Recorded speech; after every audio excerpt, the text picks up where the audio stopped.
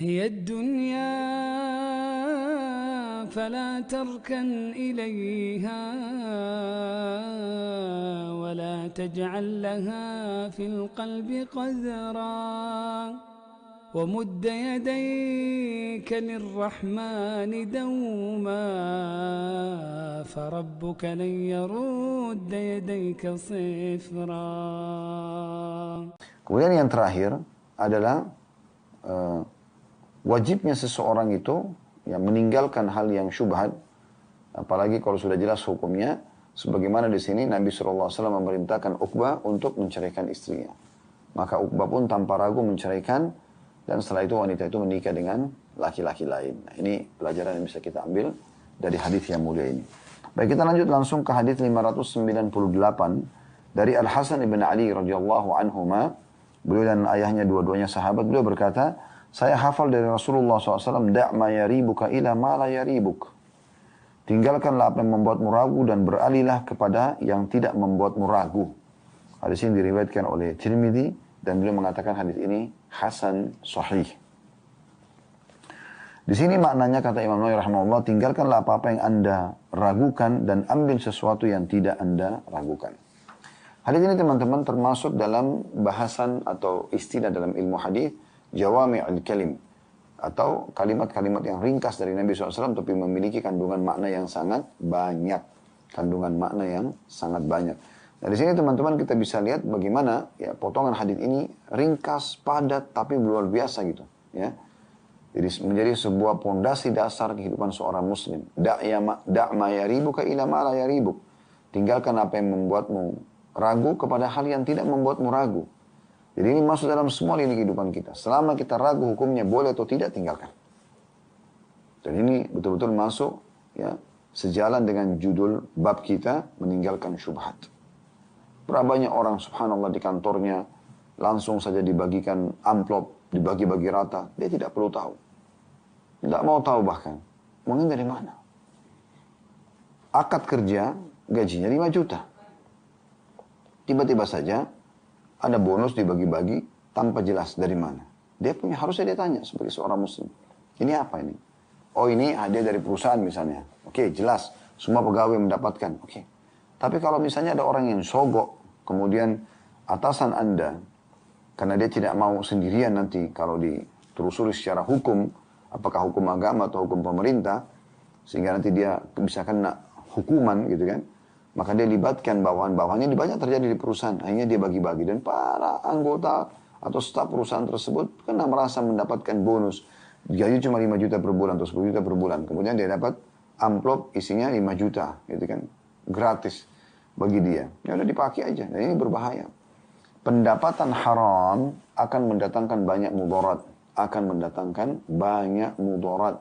Nah, mudarat-mudaratnya ini berbahaya sekali. Ya. Mudaratnya ini, bahayanya itu ya, efeknya sangat luar biasa ya. Karena efek-efek ini akan mendatangkan ya hal-hal yang negatif dalam kehidupan, seperti misalnya penyakit ya dari pendapatan haram, ributnya rumah tangga itu sendiri, lahirnya anak-anak yang cacat atau anak-anak yang malah durhaka. Nah, ini semua rentetannya karena harta-harta haram. Lalu kenapa Anda mau nikmati hal-hal tersebut? Dia hanya gambarannya seakan-akan kuantitasnya. Oh, banyak nih saya dapat sekian ratus juta, sekian puluh juta. Ya. Makanya jadi syubhat. Jadinya dia haram. Kita sudah jelaskan di hadis pertama dalam bab kita ini. Itu hadis tentang antara halal sama haram ada yang hal yang syubhat. Dan siapa yang menjerumuskan diri pada yang syubhat, maka dia terjerumus pada yang haram. Ya. Jadi nggak boleh dibiarkan. Apapun yang Anda ragu, jangan dinikmati. Ya. Ini poin penting. Apalagi kalau Anda sudah tahu kalau itu haram. Ya. Jangan bilang, saya tidak mau tahu, ya, supaya tetap bisa dinikmati. Nggak bisa. Sebagai seorang muslim harus jeli. Ya. Baik, jadi hari ini kita ambil pelajaran tentang sikap wara' seorang mukmin dalam selalu jeli kepada menikmati dan juga melaksanakan atau melakukan ya, sebuah fasilitas, sebuah kegiatan yang sudah jelas bolehnya. Selama dia ragu maka tidak boleh dia kerjakan. Kita masuk ke hadis 599. Dari Aisyah radhiyallahu anha beliau berkata, kana li Abi Bakr As-Siddiq radhiyallahu anhu gulamun yukhriju lahu al-kharaj. Wa kana Abu Bakar ya'kulu min kharajihi, faja'a yawman bi syai' fa'akala minhu Abu Bakar, faqala lahu al-gulam, tadri ma hadha? Faqala Abu Bakr, wa ma huwa? Qala kuntu takahhantu li insanin fil jahiliyah, wa ma uhsinul kahana illa anni khada'tuhu falakiyani fa'atani lidhalik hadha alladhi akalta minhu fa'adkhala Abu Bakar yadahu faqa'a kulla syai'in fi batnihi. Hadis ini diriwayatkan oleh Bukhari.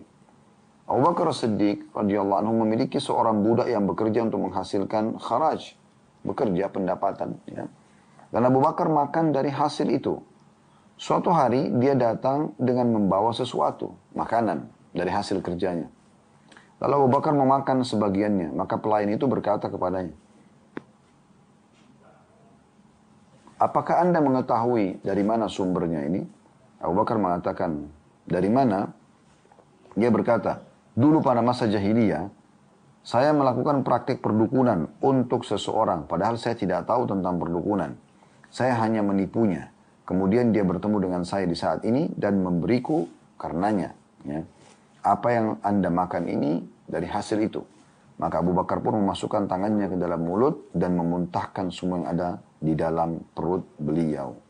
Ya.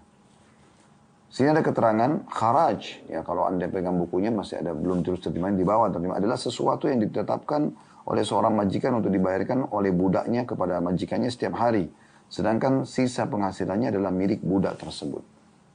Baik, riwayat ini penting untuk kita fahami teman-teman sekalian. Saya berikan gambaran global dulu hadisnya. Di masa dulu, orang bisa punya budak atau hamba sahaya. Karena ada dua sebab utama ada perbudakan. Yang pertama, peperangan. Semua yang menjadi tawanan perang itu biasanya jadi budak. Ya, bisa diperjualbelikan atau dibebaskan. Kemudian yang kedua, adanya yang dijual di pasar, perbudakan. Zaman dulu ada, bahkan di pasar Madinah pun ada. Talha bin Ubaidillah radhiyallahu anhu dan hampir sahabat-sahabat yang punya kemampuan sama, mereka hampir tiap hari menuju ke pasar perbudakan lalu beli bebasin. Kalau Talha radhiyallahu anhu yang saya ingat dalam biografi beliau itu, beliau setiap hari membeli 36 budak, 36 orang dibeli lalu dibebaskan. Anda tahu Bilal radhiyallahu anhu ya, beliau seorang budak Umayyah bin Khalaf dan ditebus oleh ya, Abu Bakar radhiyallahu anhu. Ya, kemudian juga ada banyak sahabat-sahabat Nabi yang lain ya. Suhaib Rumi ya, dan yang lainnya cukup banyak. Kemudian juga di Madinah ada Salman Al-Farisi ya, radhiyallahu anhu ajma'in. Dia dulu jadi budak di salah satu orang Yahudi di Madinah. Nah ini teman-teman sekalian, zaman itu ada perbudakan ya. Nah, hukum Islam datang mengatur perbudakan tersebut, yaitu dengan kalau Anda punya budak, tentu sekarang alhamdulillah sudah tidak.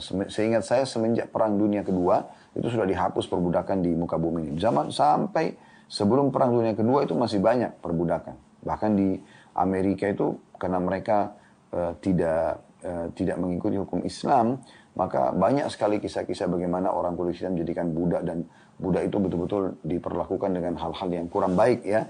Dan itu banyak dalam kisah. Dan Islam datang mengatur dengan kebaikan-kebaikan. Maksudnya disuruh berikan makanan, disuruh berikan pakaian, ya, disuruh berikan tempat yang layak buat mereka. Walaupun mereka di satu sisi boleh bekerja buat majikannya. Nah, ada istilah dalam agama kita kharaj. Kharaj ini yang disebutkan dalam hadis adalah seorang majikan yang menentukan nilai. Misalnya seseorang punya budak, si A punya budak si B. Lalu dia mengatakan, kamu buat bebas, boleh bekerja di mana saja, tapi pendapatan kamu kita bagi dua. Nah, kemudian si budak itu bekerja misalnya punya pendapatan 1 juta rupiah per hari. Maka majikannya dikasih 500 ribu, dia dapat 500 ribu. Tapi ini terjadi pada perbudakan ya. Ya tidak terjadi, zaman sekarang sudah saya bilang lagi, tidak ada perbudakan. Ya. Dan tidak berlaku hukum ini tentunya ya. Ini hanya terjadi kalau ada masa perbudakan dulu. Nah, Abu Bakar radhiyallahu anhu punya seorang budak dulu. Kemudian akadnya adalah kharaj. Pendapatan dari budak tersebut boleh dibagi dengan Abu Bakar, gitu kan? Maka budak ini hampir setiap hari kalau pulang bawa makanan, ya, bawa hasil kerjanya. Sampai satu hari dia pulang, dia bawa bekal, ya, makanan, dan ternyata makanan tersebut, ya, dia berikan kepada Abu Bakar. Lalu Abu Bakar pun tanpa nanya langsung makan. Dalam proses makan untuk sudah selesai, budak ini mengatakan, apakah Anda tahu dari mana sumber hari ini? Maka dia mengatakan tidak. Biasanya sih Abu Bakar tradisinya selalu nanya, dari mana sumbermu? Hari itu Abu Bakar tidak nanya lagi. Subhanallah. Lalu kemudian budak itu mengatakan, apakah Anda tahu dari mana sumber ini? Abu Bakar mengatakan tidak. Dari mana? Dia mengatakan, ini adalah di masa jahiliyah dulu sebelum Islam, saya pernah pura-pura jadi dukun. Kemudian saya pernah didatangi oleh seseorang konsultasi, dan pada saat itu dia belum punya uang. Sepakatlah kami dengan jumlah tertentu, kemudian dia pergi. Sekarang saya sudah masuk Islam, dia pun sudah masuk Islam. Dia mengingat kalau dia punya utang dulu, maka dia berikan kepada saya. Saya pun mengambilnya dan saya, ya, kemudian membeli makanan ini. Tanpa banyak berpikir, ya, tanpa pikir panjang lagi, Abu Bakar langsung spontan mengorek mulutnya dan memuntahkan semua makanan yang syubhat tadi, ya, karena dari pendapatan perdukunan, ya, maka beliau langsung membuangnya. Ya, walaupun pada saat itu, ya, orang ini belum masuk Islam, pendapatan dari belum masuk Islam, ya, karena masih dalam masa jahiliyah, ya, sekarang dibayar, gitu. Maka dia, Abu Bakar tidak mau makannya. Nah, ini total atau globalnya kisah. Baik, kita akan masuk teman-teman ke pelajaran dari hadis ini. Pelajaran yang pertama adalah adanya hukum perbudakan atau bagaimana Islam mengatur perbudakan dalam Islam, dan sudah kami jelaskan tadi. Berikut kharajnya, ya, atau pendapatan budak yang bisa dibagi dengan majikannya. Kemudian yang kedua yang bisa kita ambil pelajaran dari sini adalah bagaimana, ya, jelinya dan waraknya sikap Abu Bakar radhiyallahu anhu. Beliau betul-betul jeli sekali, hati-hati sekali, gitu kan. Bagaimana beliau, ya, pada saat dijelaskan oleh budak ini, kalau itu adalah hasil perdukunan, beliau langsung memuntahkannya. Berapa banyak orang di antara muslimin tidak peduli seperti ini. Mereka masuk ke satu restoran, mau halal, tidak peduli. Yang penting bagi mereka makan. Gitu. Yang penting ini, oh restoran itu sudah saya pernah masukin. Tidak peduli dengan masalah halalnya. Dan alhamdulillah di Indonesia Allah SWT mudahkan pemerintah kita, jazakumullah khairan, masih ada mengizinkan MUI untuk mengeluarkan logo halal, ya, label halal, dan itu bisa ditempel di setiap rumah makan. Itu sangat menarik, bagus sekali gitu. Ya, cuma memang belum ada penekanan seperti misalnya saya temukan di Malaysia. Itu pernah kami mengunjungi sepupu kami di sana. Pas kami mau makan siang dan memang cukup lapar pada saat itu. Lalu dia ajak kami ke satu mall. Nah, kemudian lewat di satu lantai seperti biasa mall-mall kita, banyak restoran. Tapi sepupu saya lewatin banyak. Terus saya bilang, kenapa nggak mampir di restoran mana saja gini? Mungkin ada makanan-makanan yang cocok. Dia bilang itu tidak halal. Lalu dari mana taunya? Ternyata restoran yang tidak halal itu ditulis, ada labelnya juga tidak halal, gitu. Dan kalau dia lihat orang Islam, misalnya orang pakai jilbab datang atau kelihatan Muslim, maka pemiliknya menegurnya, mengatakan kalau Anda Muslim jangan Anda makan yang tidak halal. Karena kalau pemerintah juga tahu dia sengaja jual kepada umat Islam, ada hukuman tersendiri. Nah ini lebih diperketat gitu ya, sehingga memang umat Islam ini selamat dari hal-hal yang haram. Karena ini bukan main-main teman-teman sekalian, ya. Bukan hanya karena, oh ini nasi goreng, tapi mungkin dicampur sama sesuatu yang haram, ya.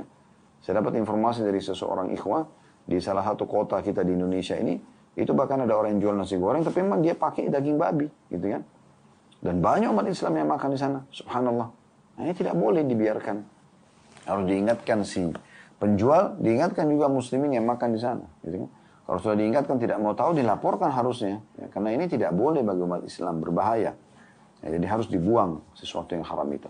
Kemudian pelajaran yang terakhir dari hadis ini, dari riwayat ini, adalah tentang haramnya pendapatan perdukunan. Haramnya pendapatan perdukunan.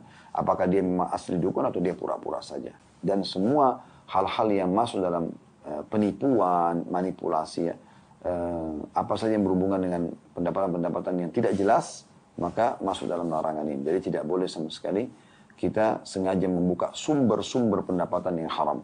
Atau minimal syubhat. Dan kami sudah pernah jelaskan manusia ada 4, ya, tingkatan. Yang pertama adalah orang dalam pendapatannya, orang yang punya pendapatan halal dan dia keluarkan pada yang halal. Ini orang yang paling baik. Jadi dia kerja halal hasil keringatnya sendiri tempat halal, kemudian dia keluarkan pada yang halal, kayak memberikan nafkah istri anak, ya, kemudian sedekah, haji dan umrah dan seterusnya. Yang kedua adalah orang-orang yang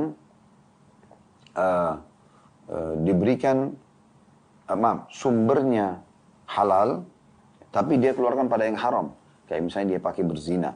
Maka ini dia pahala dengan pekerjaannya, karena cari rezeki halal, dan dia berdosa dengan mengeluarkannya. Yang ketiga, ini buruk. Ya. Sumbernya haram, hasil manipulasi, korupsi, dan segala macam, tapi dipakai untuk halal. Kayak misalnya sedekah, ya, umroh, haji, ini semua tidak boleh. Tetap dia ada berdosa. Berdosa dan sumbernya berdosa dengan sedekahnya. Karena dia sedekah dengan yang haram, dan dia tahu itu. Yang terakhir yang paling buruk adalah orang yang sumbernya haram, hasil manipulasi, korupsi, dan segala macam, dan dikeluarkan pada yang haram juga. Zina, foya-foya, dan seterusnya. Ini orang yang paling buruk. Teman-teman sekalian, kita lanjutkan lagi dua buah hadis yang tersirat di bab kita ini. Di bab tentang sikap wara' dan juga menghindari syubhat. Ya.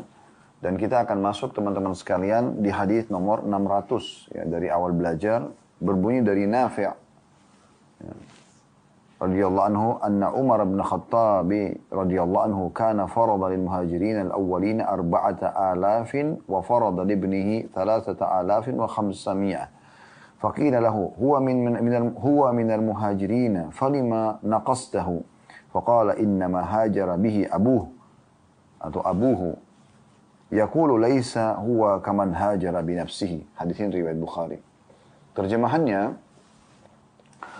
bahwasanya Umar bin Khattab radhiyallahu anhu memberikan bagian untuk kaum muhajirin angkatan pertama sebanyak 4.000 dirham, dan untuk putranya maksudnya Abdullah bin Umar sebanyak 3.500, jadi beda 500 dirham.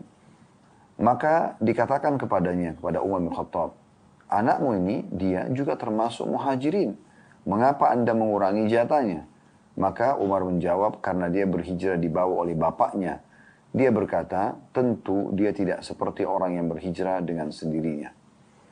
Riwayat ini teman-teman sekalian menceritakan tentang sikap seorang sahabat yang mulia, dan kita semua kenal namanya Umar bin Khattab radhiyallahu anhu. Sosok orang yang selalu menjadi figur contoh bagi umat Islam. Orang yang digambarkan oleh Nabi SAW, orang yang mengambil agamanya dengan ketegasan, ya, sehingga jangankan manusia, syaitan pun segan dengan dia. Ya, manusia pun banyak segan dengan Umar bin Khattab, tapi syaitan pun segan. Sampai kata Nabi SAW, wahai Ibnu Khattab, maksudnya Umar, kalau seandainya engkau jalan di sebuah lembah dan syaitan melihatmu lewat di lembah tersebut, maka dia akan cari lembah yang lainnya. Ini menandakan kenapa? Karena Umar dan sangat tegas dengan agama. Halal, halal, haram, haram. Selesai. Nah, salah satu hal yang menjadi ciri khas beliau adalah beliau hati-hati sekali dengan pendapatan beliau. Nah, juga pendapatan keluarganya. Di antaranya dalam riwayat ini dijelaskan gitu. Pada saat beliau menjadi khalifah, lalu beliau membagi-bagikan ya, uang untuk para muhajirin, karena mereka adalah orang-orang yang awal masuk Islam, 4.000 dirham. Maka anaknya Abdullah bin Umar diberikan cuma 3.500. Orang-orang nanya, kenapa anda kurangi jatahnya Abdullah? Padahal Abdullah juga termasuk muhajirin. Maka kata beliau, karena Abdullah ini anakku hijrah bersama ayahnya. Ya. Jadi tentu beda dengan orang yang hijrah ya, dengan sendirinya. Maka ini contoh ya bagaimana sikap wara' dan hati-hati ya, seorang mukmin dalam mencari pendapatan. Ini secara globalnya.